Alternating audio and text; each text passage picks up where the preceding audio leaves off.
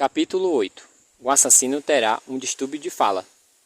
Em algum dia de 1980, li um artigo no jornal local sobre uma idosa que, além de ser violentada sexualmente, fora espancada por um estranho que invadira a sua casa e a deixara para morrer junto com seus 2 cachorros, mortos à facada. A polícia acreditava que o criminoso havia passado bastante tempo na cena, na cena do crime. A vizinha ficou chocada e indignada. Alguns meses depois, ao retornar de uma viagem de carro, perguntei a Pan como quem não quer nada, se ela tinha alguma notícia sobre o caso.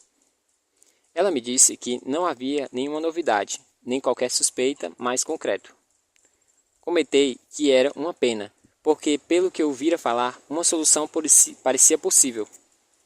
A jurisdição do caso não era federal, e ninguém havia chamado para trabalhar nele.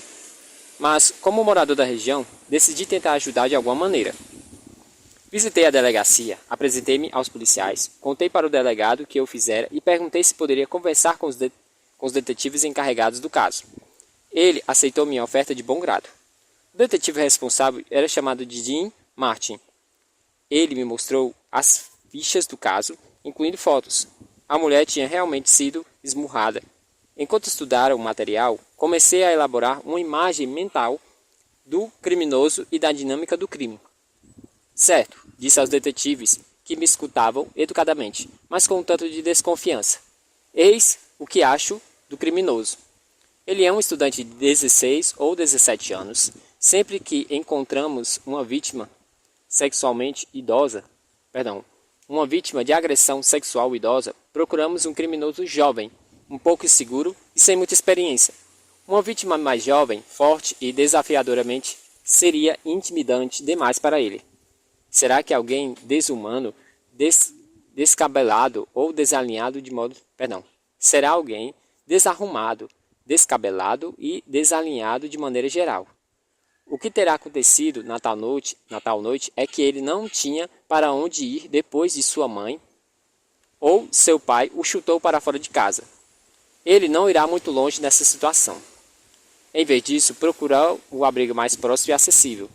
Não tinha amigos, namorada ou alguém que o acolha até que os problemas em casa se resolvessem. Mas conforme caminha pelas ruas, sentindo-se infeliz, impotente e irritado com a situação, ele vai se deparar com a casa dessa senhora. Sabe que ela mora sozinha. Já faz algum serviço na casa dela. Sabe que ela não representa uma grande ameaça. Pronto, o capote que calou a boca. Então ele vai invadir a casa. Talvez ela proteste, talvez comece a gritar com ele, talvez esteja apenas aterrorizada. Seja lá qual for a reação, ela o excita e lhe dá o poder ao mesmo tempo. Vai querer mostrar a si mesmo e ao mundo o que significa ser homem. Tentará penetrá-la, mas como não conseguirá, vai começar a espancá-la, decidindo em algum momento que é melhor ir até o fim, porque ela pode identificá-lo. Não estará usando máscara, será um criminoso impulsivo, não planejado. Mas ela ficará tão traumatizada que, apesar de sobreviver, não conseguirá descrever o criminoso à polícia. Depois do ataque, ele ainda não terá para onde ir, mas ela certamente já não será uma ameaça. Ele sabe que ela não receberá visitas naquela noite, então vai permanecer lá, comendo e bebendo, porque já vai estar com fome a essa altura. Paro a narrativa e falo para eles que há alguém solto lá fora que se encaixa nessa descrição. Eles conseguirão encontrá-lo, terão um criminoso. 2 detetives se entreolharam. Um deles sorri. Você por acaso é vidente, Douglas? Não, respondo, mas meu trabalho seria muito mais fácil se eu fosse. Porque um vidente chamado Beverly Newton esteve aqui há algumas semanas e disse praticamente a mesma coisa. Além disso, minha descrição realmente coincidira com alguém que morava perto dali e que havia sido considerado suspeito. Depois da nossa reunião, eles o entrevistaram de novo. Não havia provas o suficiente para detê-lo e não conseguiram uma confissão. Pouco tempo depois, o suspeito deixou a região. O delegado e os detetives queriam saber como eu havia chegado a uma descrição tão detalhada se não era evidente. Parte da resposta era que, àquela altura, eu já tinha visto um número suficiente de casos violentos contra todo tipo de gente, e já havia correlacionado inúmeros detalhes entre eles e já entrevistara criminosos violentos o bastante para ter em mente um padrão do tipo de crime que é cometido por qual tipo de pessoa. Mas, é claro, se as coisas fossem tão simples assim, poderíamos ensinar a análise de perfis por meio de um manual ou oferecer um programa de computador à polícia que criasse uma lista de características suspeitas para qualquer sequência de dados fornecidos.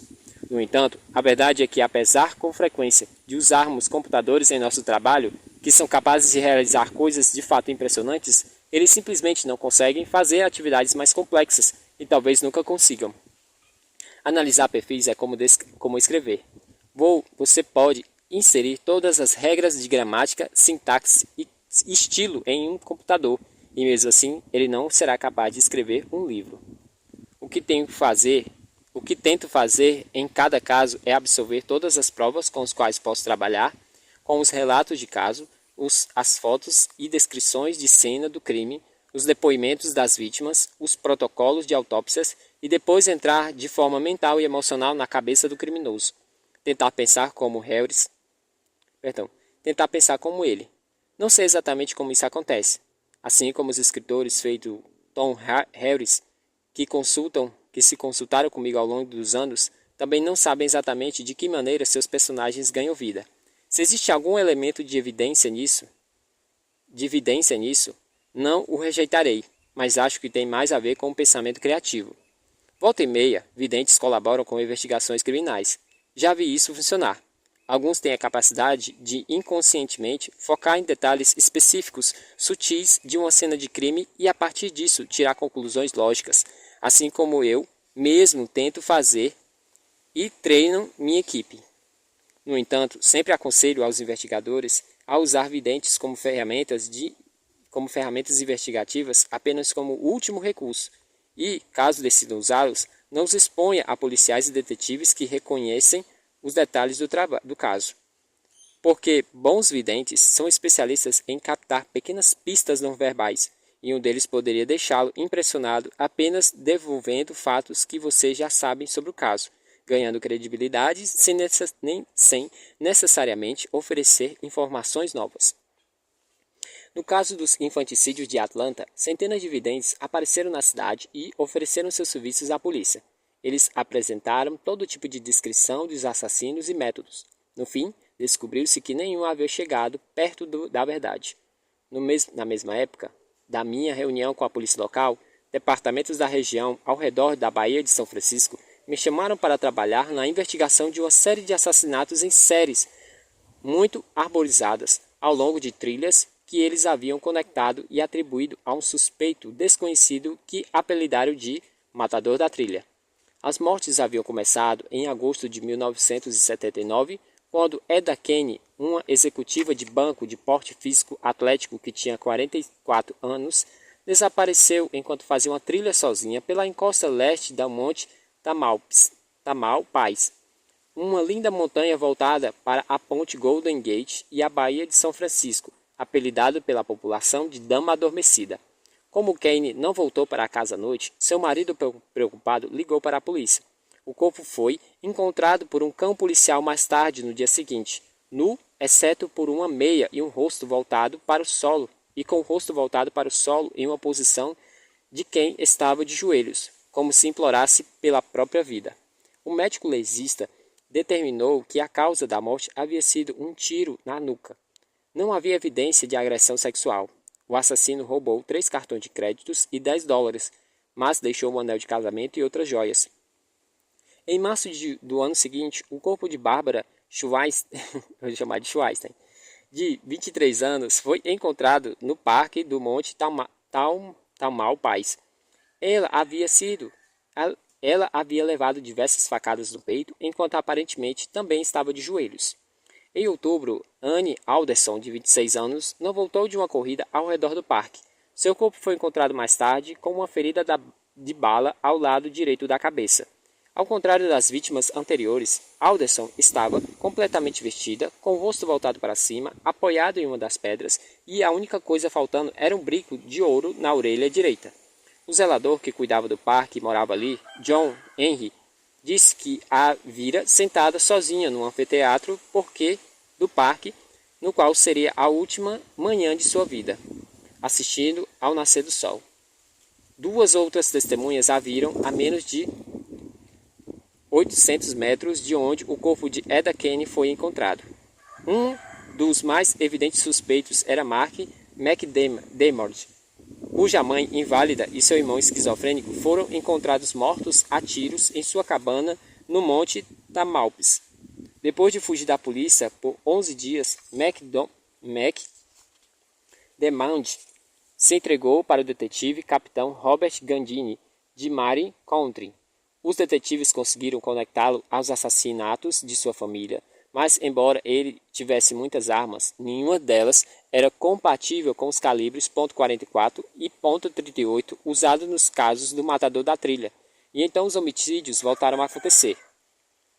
Em novembro, Shauna Mai, de 25 anos, não apareceu para um encontro com dois colegas de caminhada do Parque Point Reyes, alguns quilômetros ao norte de São Francisco.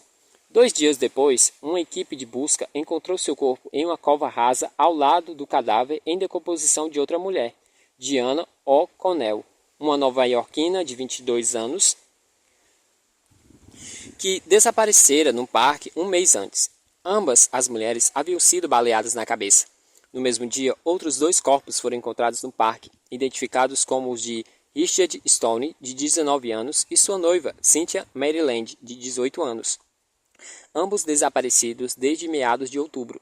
Os investigadores determinaram que o casal havia sido assassinado no mesmo fim de semana que Anne Alderson, no feriado do Dia de Colombo. Os primeiros assassinatos já haviam aterrorizado as pessoas que faziam trilha na área, levando à colocação de placas de alerta às pessoas, especialmente às mulheres, a não entrarem na mata sozinhas. Mas, depois da descoberta de 4 corpos em um único dia, a coisa pegou fogo. O xerife de Mary County, G. Albert Rosenstein Jr., coletou diversos relatos de testemunha que haviam visto as vítimas com homens estranhos pouco antes de suas mortes. Porém, em alguns pontos decisivos, como a idade e os traços feiçais, as descrições não batiam umas com as outras. Isso não era tão comum, mesmo em assassinatos únicos, e muito menos em homicídios múltiplos ao longo de vários meses. Óculos bifocais incomuns foram encontrados em cenas do homicídio de Barbara Schweinstein e pareciam pertencer ao assassino. Rosenstein divulgou as informações sobre o óculos e os graus, enviando folhetos para todos os oftalmologistas da região. Aparentemente, as armações eram distribuídos em prisões. Então o capitão Gondini contactou o Departamento de Justiça do Estado de Califórnia para tentar identificar todos os detentos soltos recentemente com um histórico de crimes sexuais contra mulheres. Várias jurisdições e agências, inclusive o Escritório Regional de São Francisco do FBI, passaram a trabalhar de forma ativa no caso. A imprensa começou a especular que talvez o matador da trilha fosse a mesma pessoa chamada de o assassino do Zodíaco de Los Angeles, que ainda era um suspeito desconhecido, mas que estava ativo desde 1969. Talvez o Zodíaco tivesse ficado preso por algum outro crime durante todo aquele tempo e houvesse sido solto sem querer por agentes penitenciários. Mas, ao contrário dele, o matador da trilha não sentia necessidade de provocar a polícia e de se comunicar com ela. O xerife Hornstein chamou o Dr. R. William Mattis, um psicólogo de Napa, para analisar o caso. Ao notar os aspectos ritualísticos dos assassinatos, o Dr. Mattis disse esperar que o criminoso guardasse souvenirs e de qualquer pessoa identificada como suspeito deveria ser seguida por 1 semana antes de ser presa, porque talvez levasse à polícia a arma usada nos assassinatos ou alguma outra prova. Quanto à sua aparência e suas características comportamentais, Mattis descreveu um homem bonito que se portava como alguém que tinha vencido na vida. A partir dos conselhos de Mattis, Rosenstein e Gondini montaram várias armadilhas proativas, incluindo usar guardas florestais transvestidos de mulheres nas trilhas, mas nada estava funcionando. A pressão pública sobre a polícia era intensa. O xerife anunciou ao público que o assassinato ficara O assassino ficara de tocaia à espera de suas vítimas e as torturava psicologicamente antes de matá-la, provavelmente forçando-as a implorar por suas vidas.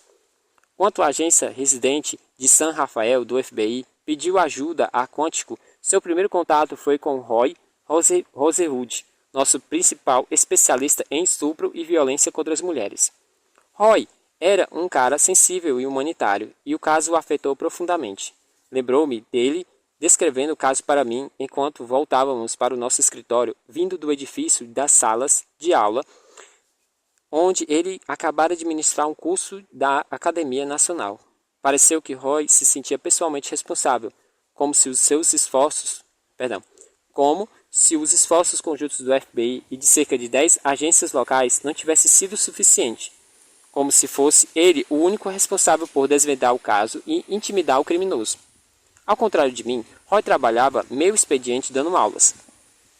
Àquela altura, eu já havia abandonado quase todo o meu trabalho como professor e era o único analista de perfis trabalhando ativamente e em tempo integral nos casos da unidade de ciência comportamental. Por isso, Roy pediu que eu viajasse até São Francisco para colaborar com a polícia da região de lá onde os crimes estavam acontecendo. Eu já mencionei frequentemente a certos ressentimentos quando o FBI é chamado para o caso. Parte disso é um resquício dos tempos de Hoover, quando as pessoas muitas vezes sentiam que o FBI chegava e tomava conta da investigação de casos de grande importância. Minha unidade não pôde se juntar a uma investigação a menos que seja convidada pela agência que tiver a maior jurisprudência sobre o caso, seja ela um departamento local de polícia ou o próprio FBI. Mas, no caso do matador da trilha, o departamento do xerife de Marin-County havia envolvido o FBI logo no início, e com o tipo de atenção que os casos estavam recebendo da imprensa, acredito sinceramente que ficaram felizes por ter alguém como eu para tirar o holofote deles, pelo menos por algum tempo. No escritório do departamento do xerife, revisei todo o material do caso e as fotos das cenas dos crimes. Fiquei especialmente interessado nas observações do detetive sargento Rick Kelton, de Mari, que notava que todos os assassinatos pareciam ter ocorrido em locais reservados e muito arborizados, com densas copas de aves cobrindo todo quase o céu. Nenhuma dessas áreas podia ser acessível a carro, só a pé, por trilhas de pelo menos 1,5 km de extensão. A cena do assassinato de Anne Alderson ficava relativamente próxima a uma estrada de serviço, que era um atalho para o anfiteatro do parque. Tudo isso sugeria para mim que o assassino era alguém da região com conhecimento da área. Fiz minha apresentação em uma grande sala do departamento do xerife de Marin-County. As cadeiras foram organizadas em semicírculo, como um auditório para palestras de medicina. Das 50 ou 70 pessoas na sala, cerca de 10 eram agentes do FBI e os demais policiais e detetives. Notei um bocado de cabeças grisalhas entre os presentes. Veteranos experientes tinham retomado de suas aposentadorias para ajudar a capturar esse cara. A primeira coisa que fiz foi contestar o perfil que havia sido apresentado. Não acreditava que estivéssemos lidando com um tipo bonito, charmoso e sofisticado. As facadas múltiplas e os ataques repentinos e intensos pelos cortes sugeriam que se tratava de uma pessoa associal, mas não necessariamente antissocial, que seria reservado, inseguro e incapaz de travar conversas com suas vítimas, desenvolver uma frase decente ou enrolar, persuadir e tampouco enganá-las para que fizesse o que ele quisesse. Todas as vítimas tinham um bom porte físico. O ataque surpresa era uma indicação clara de que ele só conseguia controlar a vítima que escolhia quando as atacava antes que pudesse reagir. Esses não eram os tipos de crimes cometidos por alguém que conhecia as vítimas. Todas as cenas eram reservadas e escondidas. Isso significava que o assassino essencialmente dispunha de tempo que desejasse para realizar sua fantasia com cada uma delas. Mesmo assim, achava necessário que fosse um ataque surpresa. Não havia sinais de estupro, apenas de manuseamento dos corpos depois da morte das vítimas. Os crimes provavelmente envolviam masturbação, mas não penetração. Os crimes pertenciam a uma ampla faixa etária e uma variedade de tipos físicos, ao contrário daqueles de um daqueles de assassinos loucos, perdão, ao contrário daqueles de um assassino loquaz e sofisticado como Ted Bundy, cuja maioria das vítimas se encaixava em uma única descrição: mulheres bonitas de idade universitária, com cabelos compridos e escuros partidos no meio. O matador da trilha não tinha preferência alguma, como uma aranha que espera um inseto cair na sua teia. Disse para aquele grupo de policiais... Pronto, tirei aqui. O celular ligou bem na hora. Deixa eu ver... Pronto, voltando aqui. Disse para aquele grupo de policiais que esperava que o assassino tivesse uma história complicada. Concordei com o capitão Gondini que ele provavelmente passara algum tempo preso. Seus antecedentes criminais talvez envolvessem estupros ou provavelmente tentativas de estupro, mas nenhum assassinato antes daquela série. Haveria algum estressor desencadeante antes de os assassinatos começarem. Eu certamente esperava que ele fosse branco, já que todas as vítimas eram, e imaginava que trabalhasse como operário no setor mecânico ou industrial. Por causa da eficiência dos assassinatos e de seu sucesso em escapar da polícia até aquele momento, imaginei que ele tivesse cerca de 35 anos. Também imaginei que seria bem esperto, que medisse seu QI algum dia. O resultado seria acima do normal.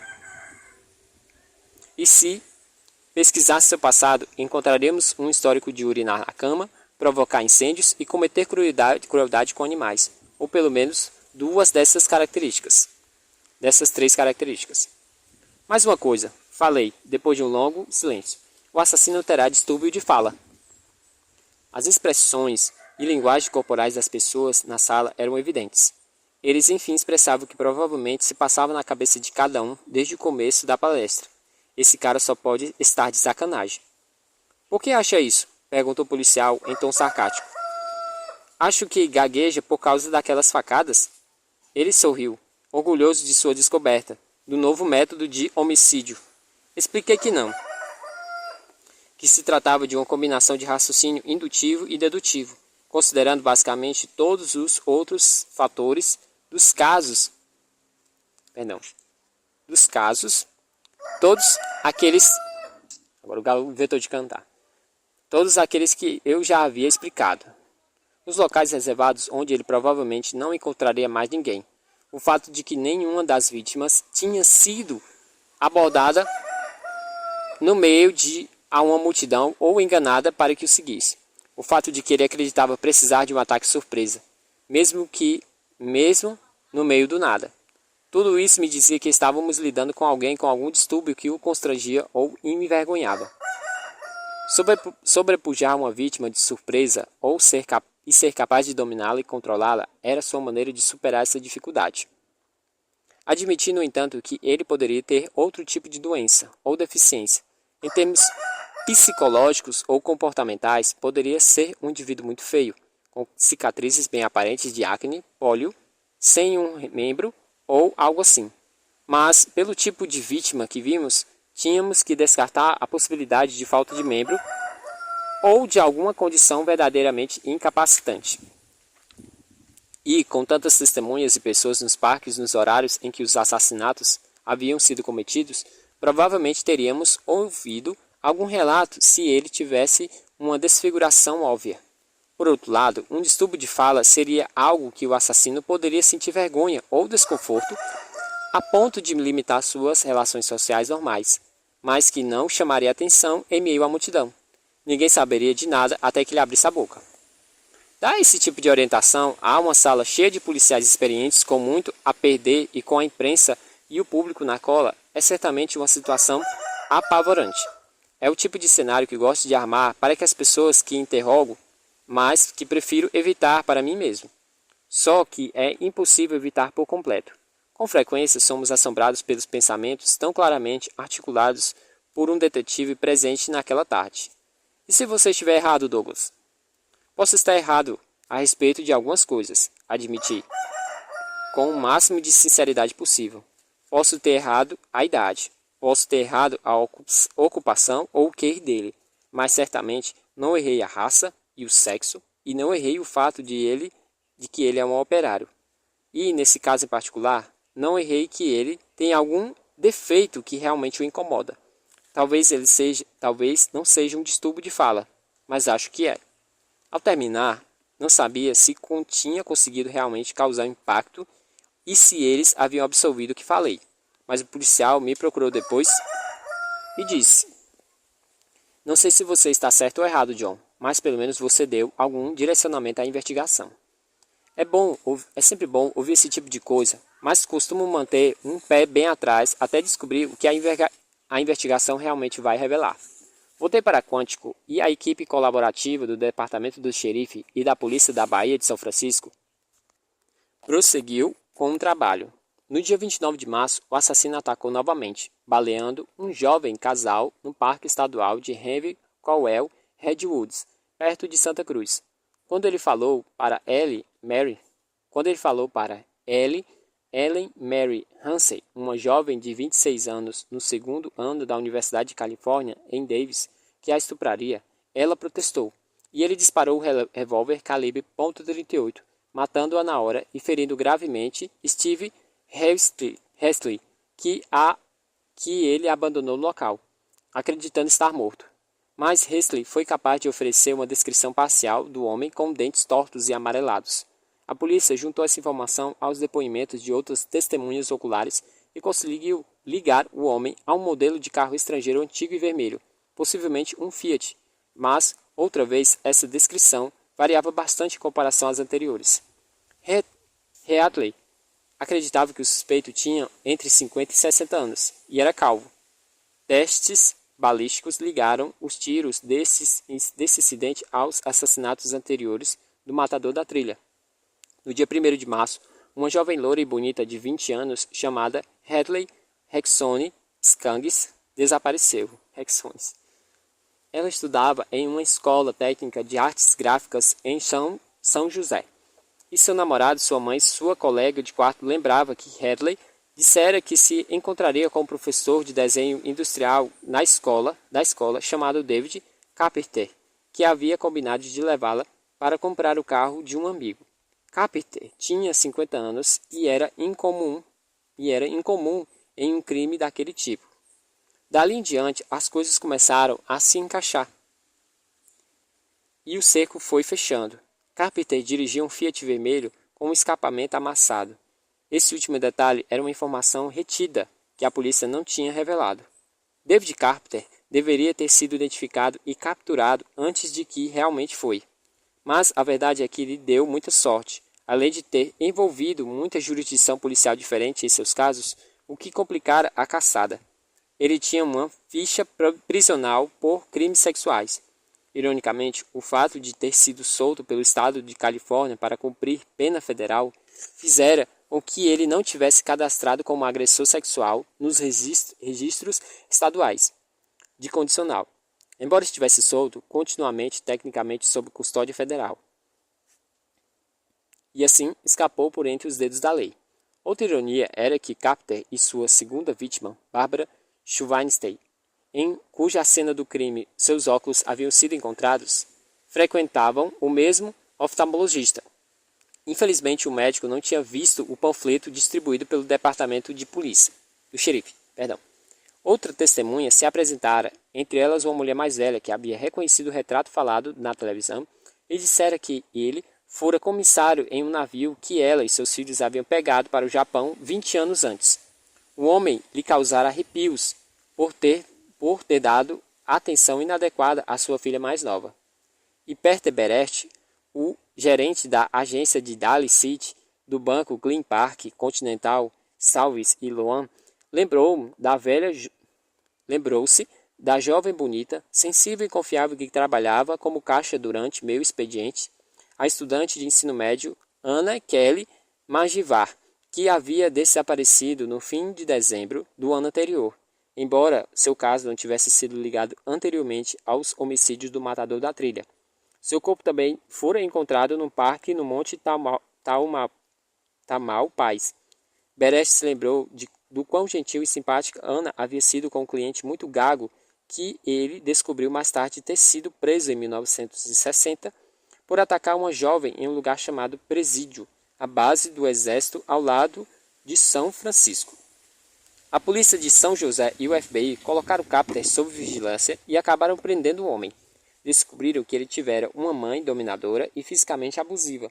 Fora uma criança com inteligência muito acima do normal, o que era alvo de zombarias por causa do seu caso grave de gagueira. Durante a infância, ele também molhava cronicamente a cama e maltratava animais. Na fase adulta, o ressentimento e frustração havia se transformado em surtos de raivas imprevisíveis e violentas, e um impulso sexualmente aparentemente insaciável. O primeiro crime pelo qual foi capturado e cumpriu pena, o ataque a uma mulher com uma faca e um martelo no presídio, ocorrera após o nascimento de um filho em um casamento já problemático. A vítima afirmou que, durante a agressão brutal e também logo antes, a gagueira terrível de Carter havia cessado. Por conta da grande quantidade de pedidos feitos por formandos da Academia Nacional, a partir de 1978, o diretor do FBI, William Weibest, aprovou que instrutores de ciência comportamental oferecessem consultas de análises psicológicas. No início dos anos 1980, o serviço já havia se tornado extremamente popular. Eu estava lidando com casos em tempo integral, e instrutores como Bob Hessler e Roy Rosenwood ofereciam consultas sempre que os horários entre aulas permitiam. Mas, apesar de estarmos confiantes com o que fazíamos e com os resultados que acreditávamos estar alcançando, ninguém no topo tinha certeza de que aquele uso de recursos e de mão de obra era eficiente. Portanto, em 1981, a Unidade de Pesquisa e Desenvolvimento Institucional do FBI, então liderado por Robert Tenten, que fora transferido da Unidade de Ciência Comportamental, realizou o primeiro estudo aprofundado de custo-benefício do que, na época, ainda era chamado de Programa de Análise de Perfil Psicológico. Tenten, cujas consultas informais havia criado o programa quase que por acidente, interessou-se em saber se ele realmente estava surtindo algum efeito e se o escritório central o levaria adiante.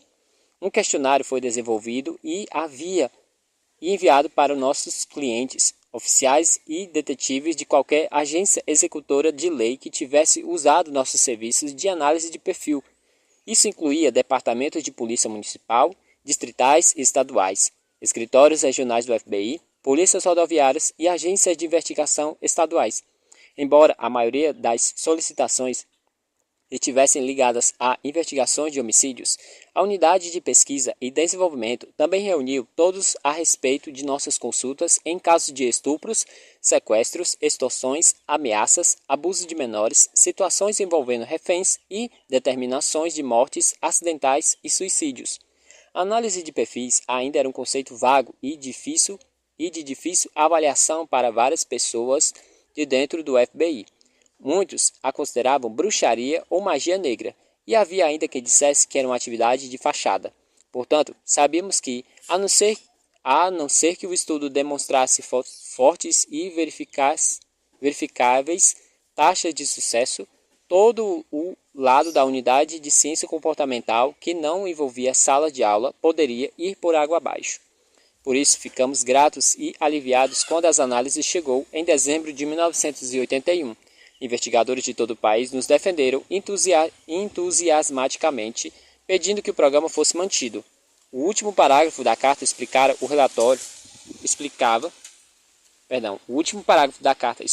do relatório dizia tudo. Esta avaliação revela que o programa é mais bem sucedido do que qualquer um de nós jamais poderia ter imaginado. A unidade de ciência comportamental deve ser parabenizada por seu trabalho exemplar. De maneira geral, os detetives concordaram que éramos mais úteis em refinar listas de suspeitos e dar um foco maior às investigações. Um dos exemplos disso fora o assassinato brutal e terrivelmente gratuito de Francine Everson, no Bronx, em 1979. Perto de alguns dos locais onde David Berkowitz fizera suas caçadas. De fato, o Departamento de Polícia de Nova York estava preocupado com um devoto do filho de Sam estivesse usando seu herói como inspiração.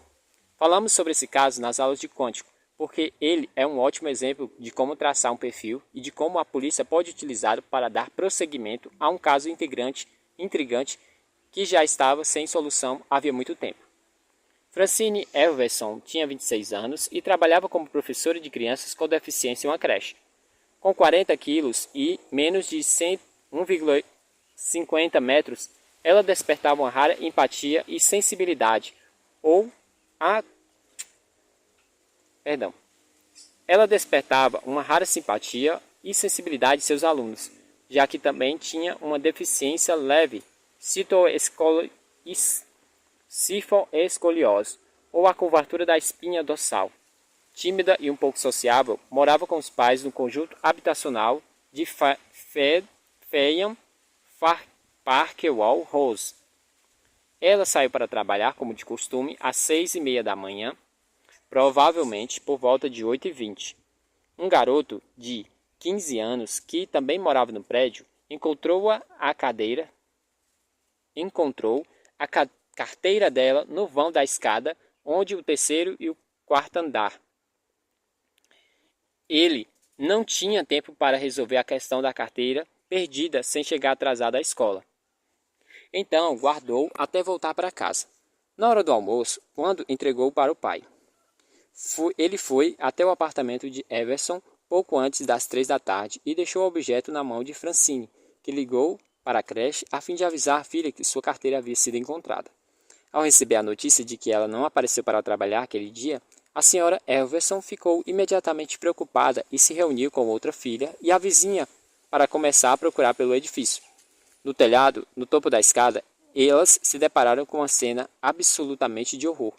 O corpo nu de Francine, com traumas por ação contundente, havia sido espancado de maneira tão severa que o médico legista descobriu mais tarde que a mandíbula, o nariz e os ossos malares estavam fraturados. Seus dentes tinham se soltados. Ela jazia estirada de braços e pernas estendidas, amarrada pelos pulsos e tornozelos com um cinto e a meia calça que havia usado.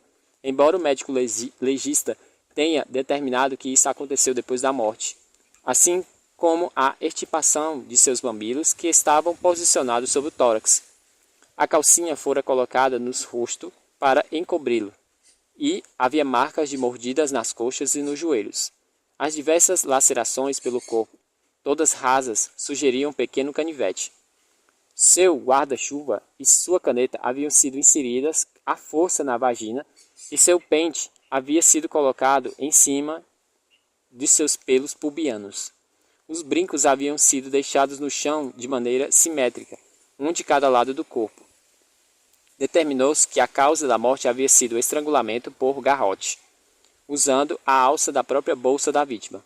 O assassino escrevera: "Você não pode me deter", na coxa, e "vão se fuder na barriga", usando a mesma caneta que fora inserida na vagina da mulher. Outro detalhe significativo da cena do crime era que o assassino havia defecado perto do corpo e coberto seus excrementos com alguma das peças da roupa de Francine. Uma das coisas que a senhora Everson revelou para a polícia foi que um pingente de ouro no formato de letra hebraica Shai, que deveria trazer sorte, havia sumido do pescoço da filha. Quando a mãe descreveu o fato do pingente, os detetives se deram conta de que o corpo havia sido posicionado cerimonialmente em uma tentativa de replicá-lo. Rastros de sêmen foram encontrados no corpo dela, mas a análise de DNA ainda era desconhecida para a ciência florense em 1979. Não havia ferimentos de defesa nas mãos dela, nem rastros de sangue ou fragmentos de pele sobre as unhas, o que sugeria que não haveria resistência. A única evidência florense tangível que havia sido o único fio de cabelo negroide encontrado no corpo durante a autópsia. Ao examinar a cena do crime e estabeleceram os fatos conhecidos, os detetives determinaram que um ataque inicial havia acontecido enquanto Francine descia a escada. Depois de ser espancada até desmaiar, foi carregada até o terraço. A autópsia indicou que ela não havia sido estuprada. Por sua terrível natureza, o caso atraiu uma enorme atenção do público e a cobertura midiática. Uma força-tarefa policial de 26 detetives foi formada, responsável pelo interrogatório de mais de 2.000 possíveis testemunhas e responsável e suspeitos e pela conferência de todos os agressores sexuais conhecidos na região metropolitana de Nova York. Mas depois de um mês, a investigação não parecia estar indo a lugar algum. Pensando que não haveria mal em pedir uma segunda opinião, o detetive do Departamento de Habitação de Nova York, Tom Foley, e o tenente Joey D'Amico entraram em contato conosco em Quantico. Eles nos visitaram, trazendo arquivos e relatórios, fotos da cena do crime e protocolos de autópsia. Roy Rosenwood, Dick Alt e Tiny Ryder, que mais tarde se tornaria diretor da Unidade de Ciência Comportamental, e eu nos reunimos com eles na sala de jantar executiva. Depois de revisar todas as evidências e os materiais do caso, e de tentar colocar no lugar tanto da vítima como do criminoso, tracei o seu perfil. Sugeri que a polícia procurasse um homem branco de aparência comum, entre 25 e 35 anos, provavelmente 30, que pareceria um tanto desgrenhado, estaria desempregado, teria hábitos mais noturnos, moraria dentro de um raio de 800 metros do edifício com os pais ou a mulher mais velha da família. Seria solteiro e não teria relacionamento algum com mulheres ou amigos próximos. Teria abandonado a escola ou a faculdade. Não teria experiência militar. Teria baixa autoestima e não teria carro ou carteira de motorista. Estaria ou tentaria estado em uma instituição psiquiátrica e tomaria medicamentos controlados. Teria tentado suicídio por estrangulamento ou asfixia. Não abusaria de drogas ou álcool. E teria uma coleção enorme de pornografias de bandidage e sadomasoquismo. Esse seria o seu primeiro assassinato e, na realidade, seu primeiro crime grave.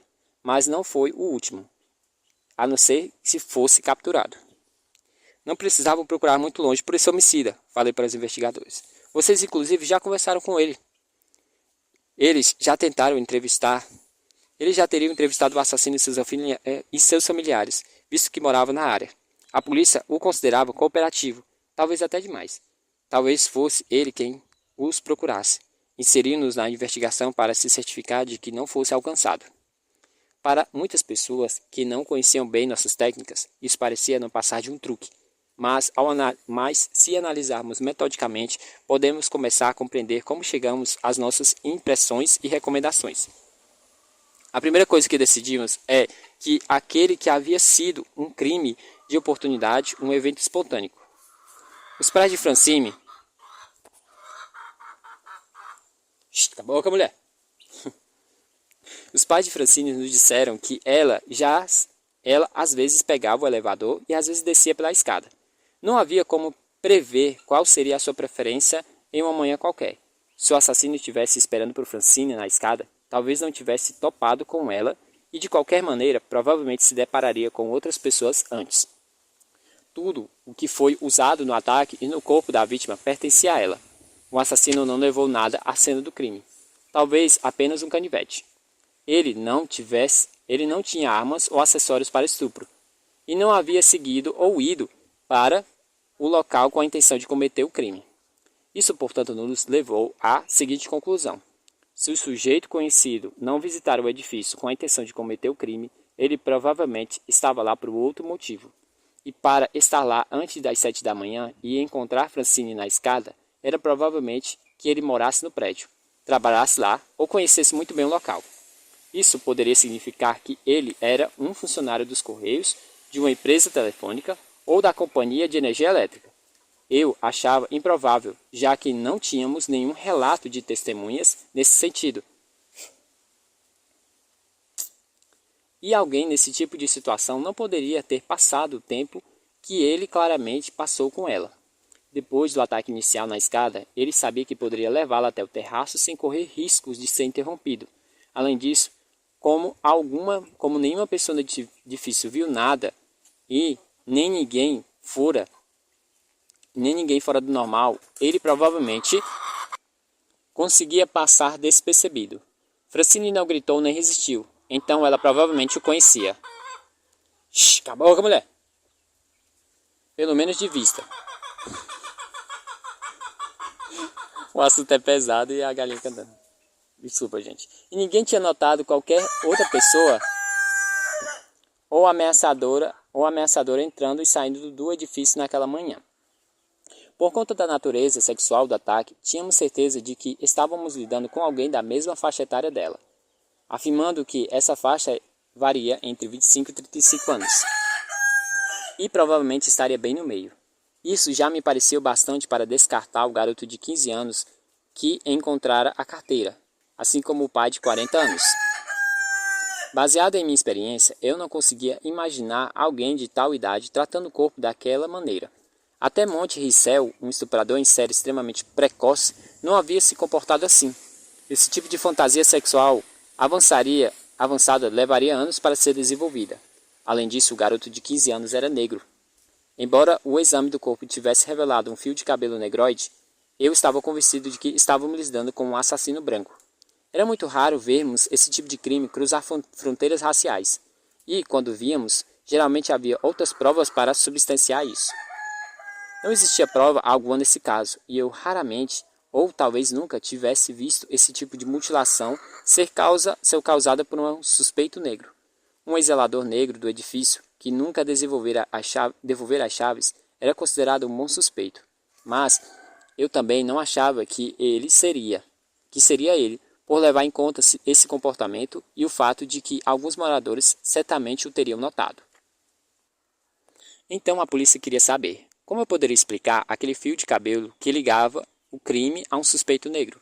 Eu não podia, e isso me deixava um pouco desconfortável, mas ainda tinha certeza o suficiente para defender minha opinião.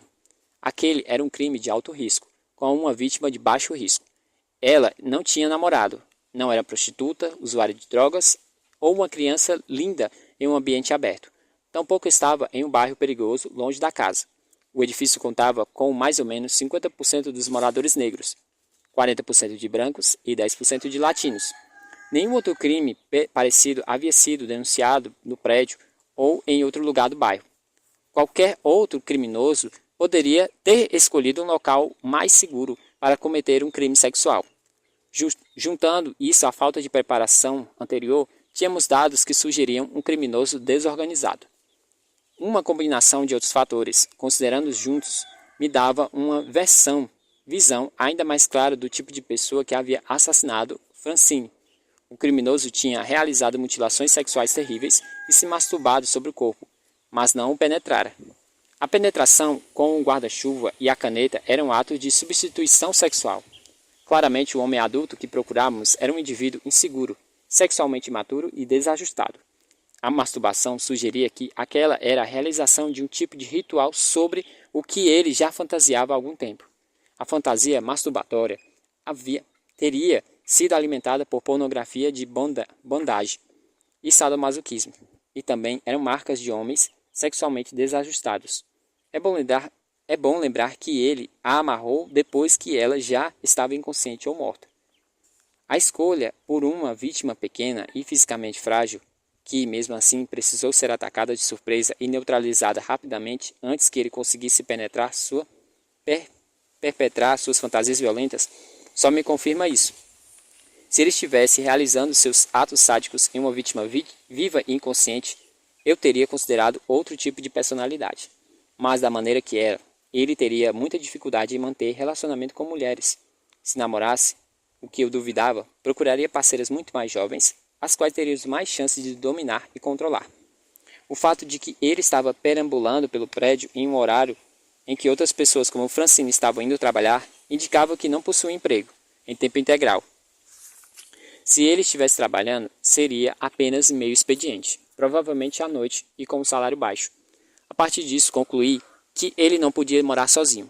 Ao contrário dos outros tipos de assassinos mais astutos, esse cara não seria inteiramente capaz de esconder dos outros sua esquisitice. E isso significava que ele não teria muitos amigos e não moraria com um colega de quarto. Provavelmente possuía hábitos noturnos e não ligaria muito para sua própria aparência. Como não moraria com os amigos e não teria dinheiro para viver sozinho, ele moraria com os pais ou provavelmente com o pai ou a mãe divorciado ou com alguma mulher mais velha da família, como a irmã ou tia. Ele não teria dinheiro para bancar despesas de um carro, o que significaria que usaria transporte público para chegar ao edifício, caminhando ou que vivia lá. Eu não consegui imaginá-lo pegando um ônibus para estar lá tão cedo. Isso me sugeria que ele moraria no edifício ou, digamos, dentro de um raio de 800 metros dali. Além disso, havia o posicionamento de vários objetos ritualísticos, os mamilos cortados, o brinco e a disposição do corpo. Esse tipo de compulsão, em meio ao frenesi de uma cena completamente desorganizada, indicava que nossa presa teria graves problemas psicológicos e psiquiátricos. Eu esperava que ele estivesse tomando, ou pelo menos estivesse tomando, alguma medicação controlada. Isso e o fato de que o crime havia ocorrido muito cedo indicava que a pessoa não tinha um problema com álcool. Fosse qual fosse a instabilidade ou psicose, ela estava piorando e teria se tornado perceptível para pessoas ao redor. Tentativas prévias de suicídio, especialmente envolvendo asfixia, o método usado para matar Francine, eram bastante prováveis. Eu apostava que ele teria passado ou estivesse passando por um tratamento em uma instituição psiquiátrica. Por isso, rejeitei a possibilidade de ele ter uma experiência militar e acreditava que teria abandonado a escola ou a universidade e contaria com um histórico de ambientações frustradas. Eu tinha bastante certeza de que aquele era o seu primeiro homicídio, mas se ele conseguiu se safar, não seria o último. Eu não esperava que atacasse de novo imediatamente. Esse crime seria suficiente para que não agitasse por semanas ou meses. Mas, quando as circunstâncias fossem favoráveis e uma vítima ocasional surgisse novamente, ele tornaria a atacar. As mensagens escritas do corpo me revelavam isso. O fato de ele ter colocado a vítima em posição degradante e ritualística me dizia que o assassino não sentia muito remorso pelo ato que cometeu. Se o corpo dela tivesse sido coberto, eu imaginaria que ele colocaria... Se o corpo dela tivesse sido coberto, eu imaginaria que colocar sua calcinha no rosto seria um ato de qual ele sentia alguma culpa, ou queria preservar um pouco da dignidade dela. Mas a exposição do corpo contradiz esse pressuposto. Portanto, o rosto coberto tinha mais a ver com a despersonalização e degradação dela do que com o ato de precaução. É interessante notar, no entanto, que ele usou as roupas da vítima para cobrir suas próprias fezes. Se ele tivesse defecado na cena e deixado as fezes expostas, eu poderia interpretar isso como parte da sua fantasia ritualística ou mais um sinal de desprezo pela vítima em particular ou por mulheres em geral. Mas o fato de ter coberto indica que ele passou muito tempo lá e não teve aonde ir, ou que não conseguiu controlar seus nervos ou as duas coisas. Com base em minha experiência, imaginei sua incapacidade de conter as próprias fezes na cena do crime também podia ser consequência da medicação que tomava. Depois de receber o perfil que traçamos, a polícia voltou a analisar sua longa lista de suspeitos e interrogamos. Eles descartaram um agressor sexual conhecido, que agora era casado e tinha filhos. A lista preliminar tinha 22 nomes, e entre eles um destacava para se encaixar bastante no perfil. Seu nome era Carmine Calabro, um ator branco que tinha 30 anos, que morava com o pai viúvo no prédio Everson, também no quarto andar. Ele não era casado e aparentemente tinha dificuldade em manter relacionamentos com mulheres. Abandonara a escola e não tinha experiência militar. Quando a polícia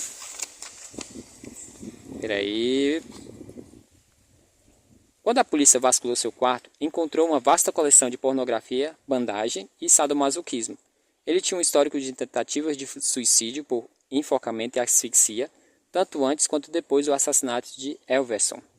Só que ele contava com um álibi.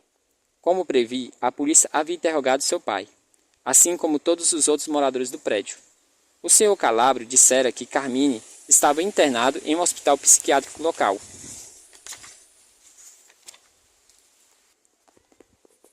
Realizando tratamento para depressão. Por esse motivo, a polícia o desconsiderava antes. Mas, armado com um perfil, voltaram imediatamente a se concentrar nele e logo descobriram que a tal segurança da tal instituição psiquiátrica era muito fraca. Eles também conseguiram concluir que Carmine deixara o hospital sem receber alta. Tinha simplesmente saído andando de lá, na noite anterior ao assassinato de Francine. Carmine Calabro havia sido preso 13 meses antes do assassinato e a polícia fizeram uma reprodução de sua arcada dentária. Três dentistas forenses então confirmaram que seus dentes coincidiram com as marcas da mordida no corpo de Francine. Esta acabou sendo a prova central do julgamento. Calabro se se declarou inocente, mas o julgamento o levou à condenação por homicídio e uma sentença de 25 anos à prisão perpétua. O fio de cabelo negroide, aliás, acabou sendo irrelevante. O escritório do médico forense realizou um procedimento investigativo cuidadoso e descobriu que o saco mortuário usado para transportar o corpo de forense, Everson, para o necrotério havia sido usado previamente por uma vítima masculina negra e não fora lavado direito entre um caso e outro. Essa é uma prova de como evidências forenses por si só podem ser enganosas, quando não se encaixam na impressão geral do investigador sobre o caso. Devem ser analisadas com muito cuidado antes de serem aceitas como provas. Esse caso foi muito gratificante para nós e se tornou ainda mais gratificante porque conseguimos que as pessoas para quem trabalhássemos em Nova York, que são algumas das mais proeminentes e sofisticadas agentes da lei do mundo, passassem a acreditar no programa. Ao ser entrevistado para uma matéria sobre análise de perfis na Psychology Today, em abril de 1983, o tenente D'Amico disse: "Eles foram tão precisos na descrição do cara que perguntei ao FBI por que não havia nos dado o telefone do suspeito também." Depois da publicação do artigo, Calabro nos escreveu na unidade correcional de Clinton, em Dannemora, Nova York. Embora seu nome ou o de Everson não tivesse sido citado na matéria. Em uma carta desconexa e ilimitada gramatical e ortograficamente, ele fez comentários elogiosos sobre o FBI e o Departamento de Polícia de Nova York. Reafirmou sua inocência, colocando-se no nível de David Bescovitch e George Metsky, o bombardeador maluco, e escreveu: "Não estou contradizendo seu perfil do assassino nesse caso. Na verdade, em 2 aspectos, acredito sinceramente que vocês estão corretos." Ele também perguntou se tínhamos sido informados da presença do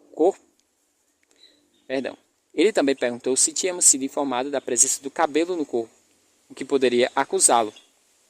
Essa palavra é minha, não dele. Depois, curiosamente, passou a nos perguntar quando havíamos traçado o perfil e se já tínhamos todas as evidências quando fizemos. Se fosse o caso, ele ficaria feliz em deixar o assunto para lá, mas se não, voltaria a nos escrever. Pensei que essa carta seria uma abertura para Calabro permitir que nós o incluíssemos em nossos estudos. Portanto, em junho de 1983, Bill Hagmaier e Rosaline Russo, uma das primeiras agentes do sexo feminino na unidade de ciência comportamental, foram até o presídio de Clinton para entrevistar Calabro. Eles o descreveram como um homem nervoso, porém educado e cooperativo, assim como havia sido para a polícia. Ele se concentrou muito no fato de que era inocente e em seu recurso que estava por vir, afirmando que fora condenado injustamente por causa de uma marca de mordida. Por isso, ele removera todos os seus dentes, para que eles nunca mais possam acusar ele de nada. E exibiu orgulhosamente a boca vazia. Fora isso, a entrevista havia sido uma versão requentada de sua carta.